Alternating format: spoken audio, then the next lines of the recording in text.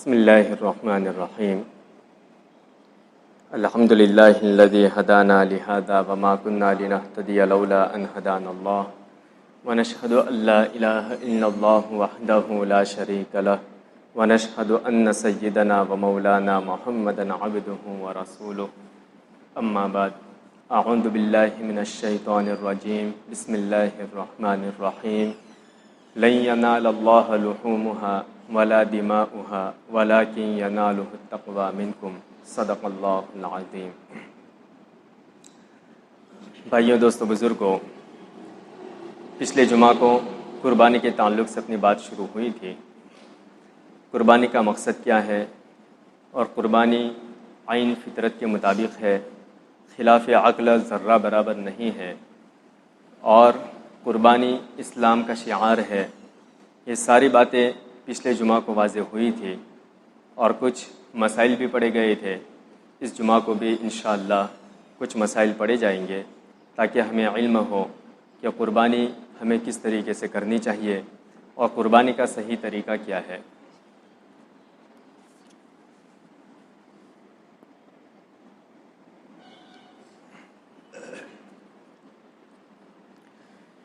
مسافر پر قربانی کرنا واجب نہیں۔ جو شخص سفر کی حالت میں ہے، یعنی کہیں پر وہ اپنے گھر سے باہر نکلا ہوا ہے اور سفر کی مقدار 77 کلومیٹر سے اوپر کی ہے، اور بقرعید کے تینوں دنوں میں وہ باہر ہی رہا، اگرچہ اس کے پاس پیسہ ہے، مال و دولت ہے، اگر وہ اپنے گھر پہ ہوتا تو قربانی واجب ہوتی،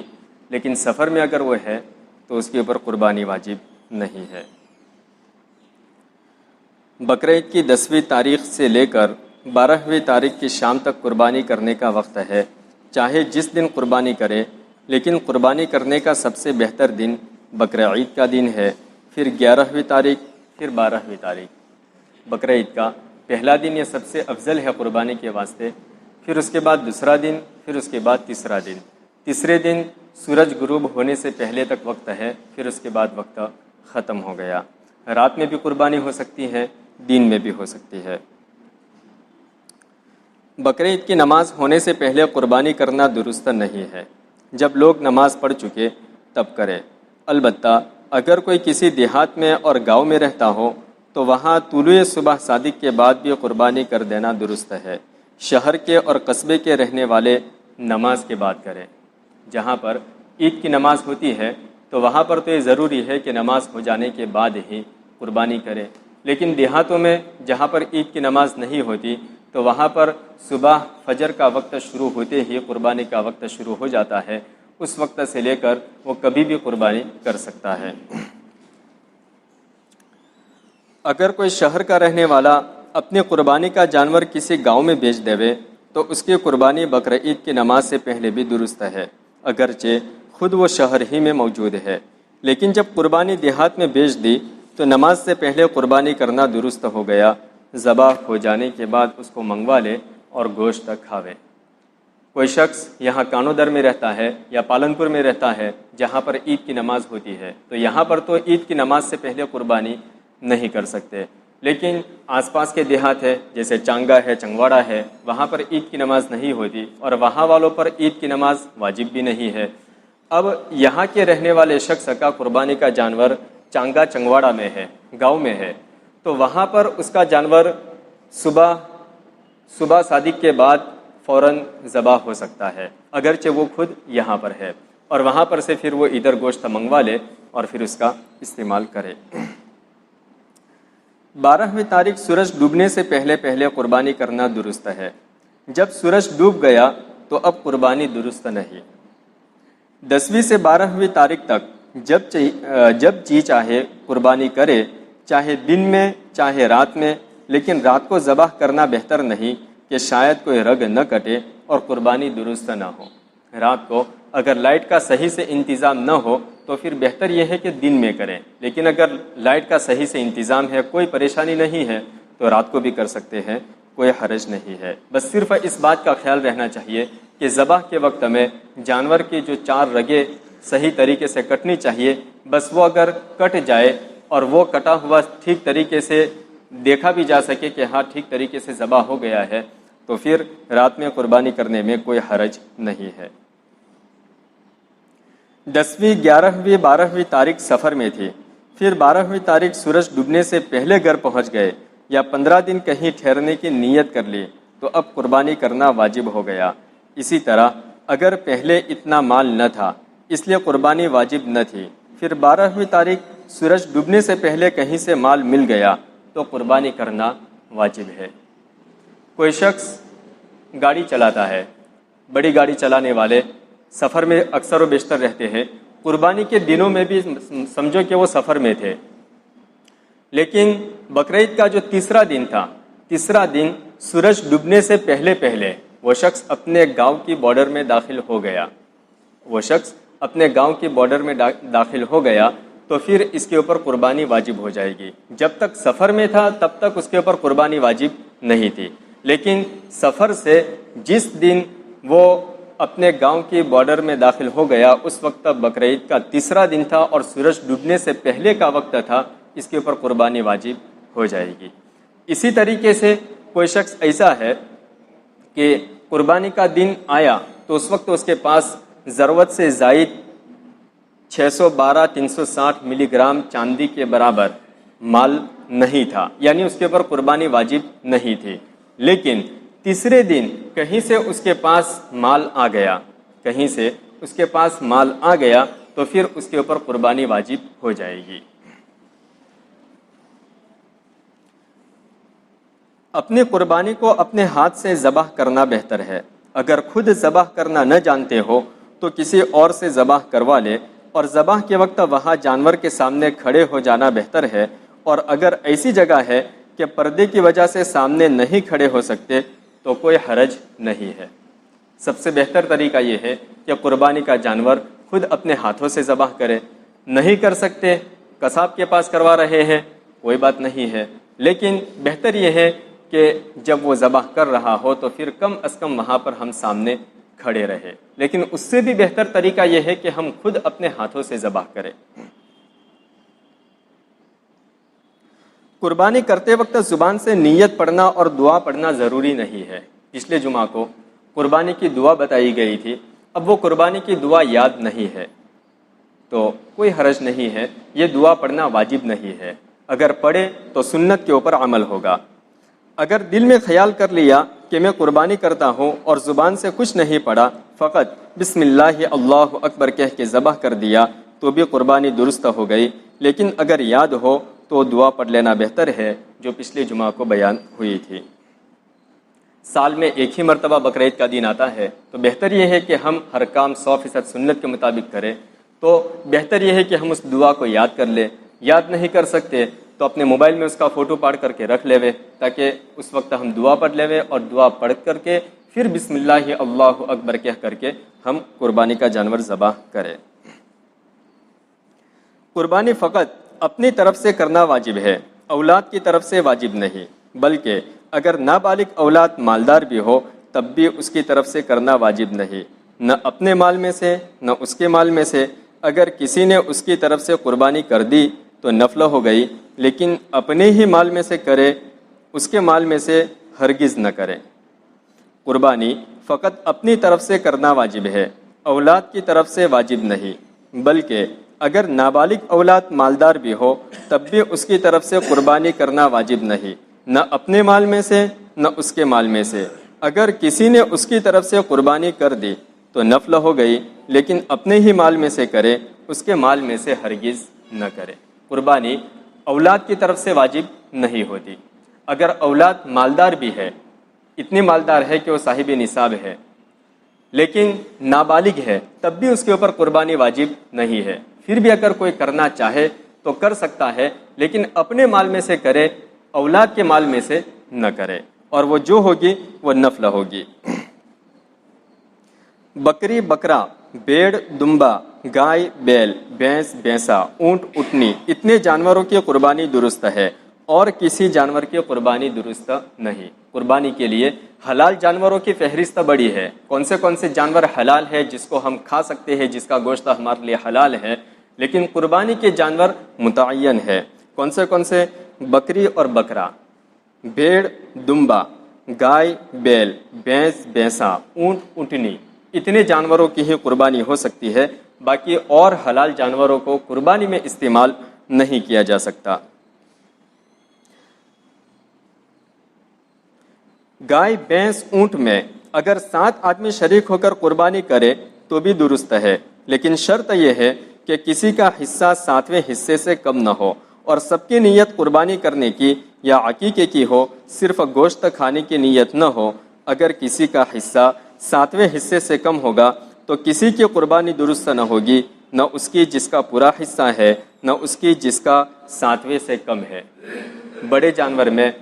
7 अफराद शरीक हो सकते हैं, 7 अफराद की तरफ से कुर्बानी हो सकती है। उन 7 में अगर किसी ने यूँ नीयत की कि आधा हिस्सा मेरी तरफ से, आधा मेरी बीवी या मेरे बेटे की तरफ से, तो फिर इसकी खुद की भी कुर्बानी दुरुस्त नहीं होगी और बाकी के 6 लोग हैं जिनका पूरा मुकम्मल हिस्सा है, उनकी भी कुर्बानी दुरुस्त नहीं होगी। इसलिए 7 अफराद और हर एक का अपना मुकम्मल हिस्सा, या और ये जितने भी अफराद हो, सारे के सारे अफराद या तो कुर्बानी की नीयत करने वाले हो या तो अकीके की नीयत करने वाले हो। अगर इन 7 में कोई फ़र्द ऐसा है कि उसने यूँ नीयत की कि अपना एक हिस्सा रख लो, अपने एक हिस्से का गोश्त अपनों को मिल जाएगा, न कुर्बानी की नीयत की न अकीके की नीयत की, तो न इसकी कुर्बानी सही होगी, इसने तो कुर्बानी की नीयत की ही नहीं तो इसका तो कोई मसला नहीं, लेकिन बाकी के 6 लोग जो है उनकी भी कुर्बानी दुरुस्त नहीं होगी। इसलिए ज़रूरी है कि 7 अफराद जो शरीक हो रहे हो, हर एक का मुकम्मल हिस्सा हो, कोई जो है अपने हिस्से में किसी और को शरीक न करे, और सब में से हर एक की नीयत या तो कुर्बानी की हो या तो अकीके की हो।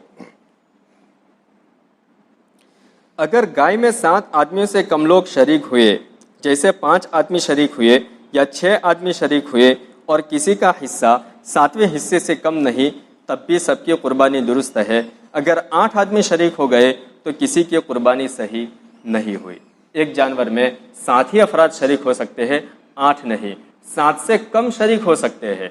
5 शरीक हो सकते हैं, 6 हो सकते हैं, कोई हरज नहीं।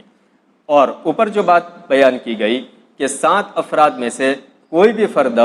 ऐसा ना हो कि जिसने अपने हिस्से में 2 हिस्से किए हो, बल्कि हर एक का अपना मुकम्मल हिस्सा हो। अपना हिस्सा मुकम्मल ले लेने के बाद अपना हिस्सा अपने हाथ में आ गया, फिर उसको जो है कहीं पर भी दे सकता है, फिर उसके कितने भी हिस्से करके कितनी भी तकसीमात वो कर सकता है, लेकिन नीयत में कुर्बानी के एतबार से सिर्फ एक ही फ़र्द की नीयत होगी। कुर्बानी के लिए किसी ने गाय खरीदी और खरीदते वक्त ये नीयत की कि अगर कोई और मिल गया तो उसको भी इस गाय में शरीक कर लेंगे और साजे में कुर्बानी करेंगे, यानी हिस्से में कुर्बानी करेंगे। उसके बाद कुछ और लोग उस गाय में शरीक हो गए तो ये दुरुस्त है। और अगर खरीदते वक्त उसकी नीयत शरीक करने की न थी, बल्कि पूरी गाय अपनी तरफ से कुर्बानी करने का इरादा था, तो अब इसमें किसी और का शरीक होना बेहतर तो नहीं, लेकिन अगर किसी को शरीक कर लिया तो देखना चाहिए जिसने शरीक किया है वो अमीर है कि उस पर कुर्बानी वाजिब है, या गरीब है जिस पर कुर्बानी वाजिब नहीं। अगर अमीर है तो दुरुस्त है और अगर गरीब है तो दुरुस्त नहीं। किसी शख्स ने बड़ा जानवर खरीदा, बड़ा जानवर खरीदते वक्त उसने बस ये सोच लिया कि अभी ले लेता हूँ, घर में से 3 लोगों के तो हिस्से इसमें से हो जाएंगे, बाकी और 4 हिस्से वाला अगर कोई मिल जाएगा तो उसको भी बाद में शरीक कर लेंगे। तो इस तरीके से करने में कोई हरज नहीं है। जानवर ले लिया, फिर जो है अपने दोस्तों में सर्कल में पूछ लिया कि 4 हिस्से अगर किसी को चाहिए तो बताना, हमारे जानवर में उसका हिस्सा हो सकता है। तो इस तरीके से 7 को शरीक कर लिया। खरीदने के बाद कर सकते हैं, यानी ऐसा ज़रूरी नहीं है कि खरीदते वक्त ही 7 अफराद जमा हो जाए, वो पहले नियत कर ले फिर खरीदे, ऐसा कोई ज़रूरी नहीं। एक बंदे ने खरीद लिया 3 हिस्सों को सामने रख करके, फिर बाद में जो है 4 लोगों को मिला लिया, कोई हरज नहीं। और अगर किसी ने जानवर खरीदा और उसमें किसी को शरीक करने की उसने नीयत नहीं की थी, उसने ये सोचा था कि ले लेते हैं, 3 हिस्से तो अपने घर की तरफ से हो जाएंगे और बाकी के 4 में अपने बाहर के किसी बंदे को शरीक नहीं करना, सब अपने अपने ही कर लेंगे। तो अब इस तरीके से उसने जानवर खरीदा। खरीदने के बाद फिर बाद में उसको ये ख्याल हुआ कि 4 हिस्सों में किसी और को भी अगर शरीक कर लेवे तो क्या हरज है। तो यूँ करके उसने किसी और को शरीक करने का सोचा। तो अब उसमें 2 चीज़ें हैं کہ وہ آدمی جو شریک کرنے والا ہے کیا وہ مالدار ہے یا غریب ہے. مالدار اور غریب سے مراد یہ ہے کہ کیا یہ شریک کرنے والا ایسا شخص ہے کہ اس کے اوپر قربانی واجب تھی، یا پھر ایسا شخص ہے جس کے اوپر قربانی واجب نہیں تھی، نفل قربانیاں وہ کر رہا تھا. کیسا شخص ہے؟ اگر واجب قربانی والا ہے، مالدار شخص ہے اور وہ باقی لوگوں کو شریک کر رہا ہے، سب کی قربانی درست ہو جائے گی، کوئی حرج نہیں. لیکن اگر یہ ایسا شخص ہے کہ اس کے اوپر قربانی واجب نہیں تھی، یہ صاحب نصاب نہیں تھا، غریب شخص تھا، تو اب یہ اوروں کو شریک نہیں کر سکتا، کیونکہ اس نے سارے حصوں کی اپنی طرف سے نیت کر لی تھی اور یہ سارے حصے نفل ہو گئے، اور نفل شروع ہو جانے کے بعد پھر وہ واجب ہو جاتا ہے. اب اس واجب میں وہ کسی اور کو شریک نہیں کر سکتا. بات کا خلاصہ اتنا کہ اگر جانور خریدنے سے پہلے یوں نیت کی تھی کہ جانور میں بڑا خرید رہا ہوں، میں باہر کے کسی اور بندے کو شریک نہیں کروں گا، سارے حصے میرے ہی طرف سے رہیں گے، تو اب یہ شخص بعد میں یوں سوچتا ہے کہ اوروں کو بھی میں شریک کر لوں. تو پھر یہ دیکھنا ہے کہ شریک کرنے والا شخص کیا ایسا ہے کہ اس کے اوپر قربانی واجب تھی. اگر قربانی واجب تھی تو وہ اوروں کو شریک کر سکتا ہے، اگر اس کے اوپر قربانی واجب نہیں تھی تو وہ اوروں کو شریک نہیں کر سکتا، کیونکہ اس نے سارے حصوں میں نفل قربانی کی نیت کر لی ہے، اور نفل شروع ہونے کے بعد پھر وہ واجب ہو جاتا ہے، پھر وہ کسی اور کو شریک نہیں کر سکتا.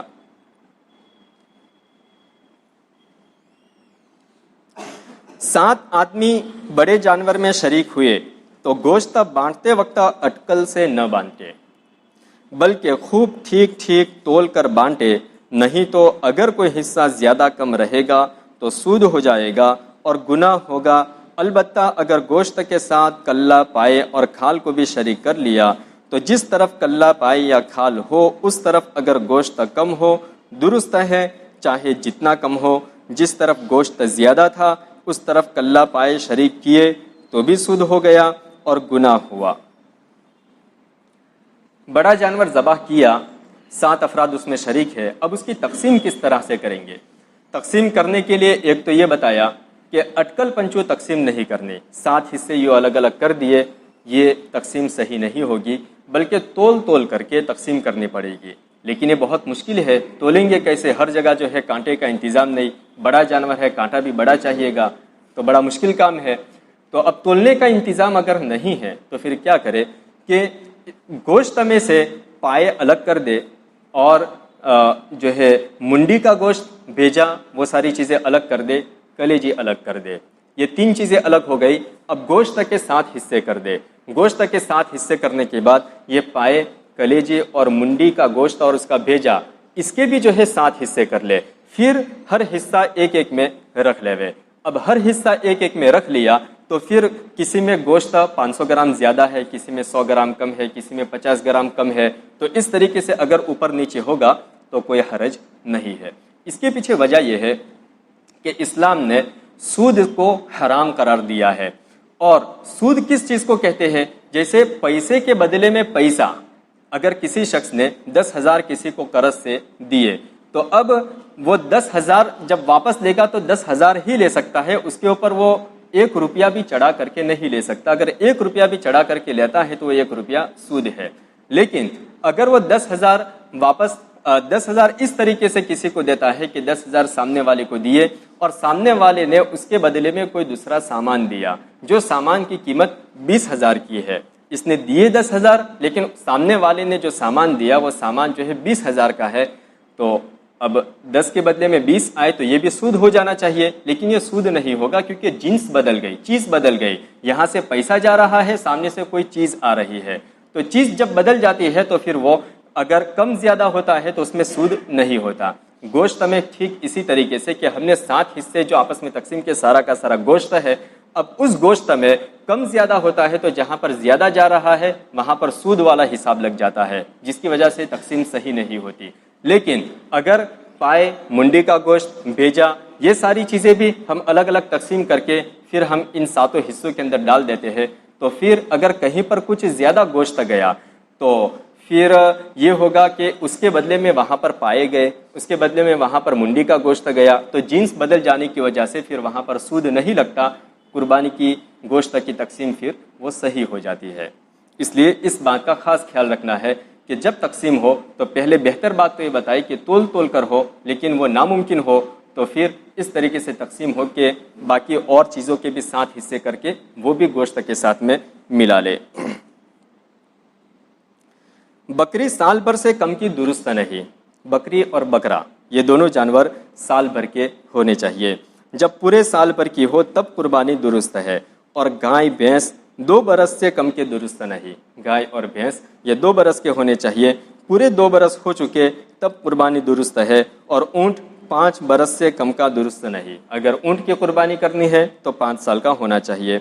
اور دمبا یا بھیڑ اگر اتنا موٹا تازہ ہو کہ سال بھر کا معلوم ہوتا ہو، اور سال بھر والے بھیڑ دمبوں میں اگر چھوڑ دو تو کچھ فرق نہ معلوم ہوتا ہو، تو ایسے وقت 6 مہینے کے دمبے اور بھیڑ کی بھی قربانی درست ہے، اور اگر ایسا نہ ہو تو سال بھر کا ہونا چاہیے۔ بکری اور بکرا 1 سال کا ہونا چاہیے، گائے بھینس 2 سال کے ہونے چاہیے، اونٹ 5 سال کا ہونا چاہیے، لیکن گھیٹا جس کو دمبا کہتے ہیں وہ اگر اتنا بڑا موٹا تازہ ہے کہ سال بھر کے جانوروں میں اس کو کھڑا کر دیا جائے تو سال بھر کا لگتا ہے، لیکن ہے وہ 6 مہینے کا، قربانی درست ہے۔ لیکن اگر وہ سال بھر کے جانوروں میں چھوٹا دکھتا ہے تو پھر اس کی قربانی درست نہیں ہے، اس کا بھی پھر سال بھر کا ہونا چاہیے۔ سال بھر کا ہو جانے کے بعد بھی سال بھر کے جانوروں میں وہ چھوٹا دکھتا ہے تب کوئی حرج نہیں ہے۔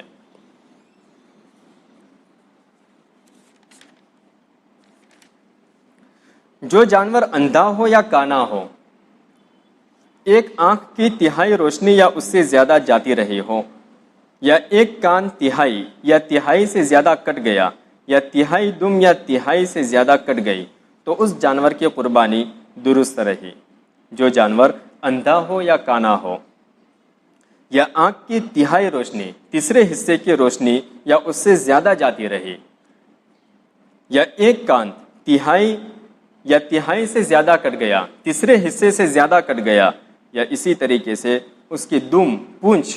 یہ تہائی سے زیادہ کٹ گئی، تیسرے حصے سے زیادہ کٹ گئی، تو پھر اس جانور کی قربانی درست نہیں ہے۔ یہ جانور پھر جو ہے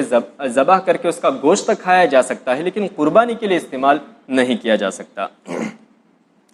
جو جانور اتنا لنگڑا ہے کہ فقط 3 پاؤں سے چلتا ہے، چوتھا پاؤں رکھا ہی نہیں جاتا، یا چوتھا پاؤں رکھتا تو ہے لیکن اس سے چل نہیں سکتا، اس کی بھی قربانی درست نہیں۔ اور اگر چلتے وقت وہ پاؤں زمین پر ٹیک کر چلتا ہے اور چلنے میں اس سے سہارا لگتا ہے لیکن لنگڑا کر کے چلتا ہے تو اس کی قربانی درست ہے۔ اس کا ایک پاؤں بالکل اگر جو ہے ختم ہو جانے جیسا ہو تو پھر قربانی درست نہیں ہے، لیکن ٹیک لگا کر کے تھوڑا بہت استعمال کر کے وہ چل سکتا ہے تو پھر کیا جا سکتا ہے۔ اتنا دبلا بالکل مریل جانور جس کی ہڈیوں میں بالکل گودا نہ رہا ہو، اس کی قربانی درست نہیں ہے، اور اگر اتنا دبلا نہ ہو تو دبلے ہونے سے کچھ حرج نہیں، اس کی قربانی درست ہے، لیکن موٹے تازے جانور کی قربانی کرنا زیادہ بہتر ہے۔ جانور اگر ایسا ہے کہ بالکل اتنا دبلا پتلا ہے کہ اس کے ہڈیوں میں گودا ہی نہیں ہے تو پھر اس کی قربانی درست نہیں ہے۔ لیکن اگر دبلا جانور تو ہے لیکن مضبوط ہے، کوئی حرج نہیں کر سکتے ہیں، لیکن بہتر یہ ہے کہ موٹا تازہ اچھا جانور قربانی میں استعمال کرنا چاہیے۔ جس جانور کے بالکل دانت نہ ہو اس کی قربانی درست نہیں، اور اگر کچھ دانت گر گئے لیکن جتنے گرے ہیں ان سے زیادہ باقی ہے تو اس کی قربانی درست ہے۔ دانت گر گئے ہیں بالکل تو قربانی درست نہیں، کچھ گرے ہیں، اتنے گرے ہیں کہ گرنے والے دانت کم ہے باقی دانت زیادہ ہے تو قربانی کی جا سکتی ہے۔ اور قربانی کس کے اوپر واجب ہے، اس کے تعلق سے پچھلے جمعہ کو بھی کہا گیا تھا، البتہ یہی مسئلہ پھر سے دوبارہ ذکر کر دیا جائے کہ قربانی اس کے اوپر واجب ہے کہ جس کے اوپر 612-360 ملی گرام چاندی کے برابر زائد مال ہو۔ اب اتنی چاندی کی قیمت کتنی ہو رہی ہے وہ سونار سے معلوم کر لی جائے، لیکن ایک ہفتہ پہلے تقریباً اس کی قیمت 42 یا 43 ہزار تھی، 42 یا 43,000 کے آس پاس تھی۔ تو سمجھو کہ اتنا مال اگر کسی کے پاس ضرورت سے زائد ہے، ضرورت سے زائد کا حساب کیسے لگائیں گے کہ ایک شخص ایک مکان میں رہتا ہے اور اس کا کہیں اور جگہ پر پلاٹ پڑا ہوا ہے، یا کہیں پر کوئی دوسرا مکان اس کا پڑا ہوا ہے، یا کہیں پر جو ہے اس کا پیسہ پڑا ہوا ہے جو ضرورت سے زائد ہے، تو ضرورت سے زائد ہم خود سوچ سکتے ہیں کہ میرے پاس ضرورت سے زائد کیا کیا چیزیں ہیں، تو پھر اس کی قیمت اگر جو ہے 42 یا 43 ہزار جو بھی اس کی قیمت بنتی ہو پوچھ لی جائے 612 360 ملی گرام چاندی کے برابر، تو پھر اس کے اوپر قربانی واجب ہو جائے گی، اور اس شخص کے اوپر عید الفطر میں صدقہ فطر بھی واجب ہوگا۔ جس کے اوپر صدقہ فطر واجب ہے اس کے اوپر قربانی بھی واجب ہے، اور جس کے پاس اتنا مال آ گیا قربانی کے دنوں میں ہی تو بھی اس کے اوپر قربانی واجب ہو جائے گی۔ اتنے مال کے اوپر سال کا گزرنا ضروری نہیں ہے جیسے زکوٰۃ میں ہوتا ہے، اس میں جب آیا اسی دن قربانی واجب۔ اللہ تعالیٰ سے دعا کرے کہ اللہ تعالیٰ ہمیں قربانی کا عمل جو اسلام کا شعار ہے، مسلمانوں کے لیے ایک بہت بڑی نشانی ہے، اس کو بڑے اہتمام کے ساتھ، جذبہ ایمان کے ساتھ ہم سب کو اللہ تعالیٰ کرنے کی توفیق عطا فرمائے۔ وآخر دعوانا ان الحمد للہ رب العالمین۔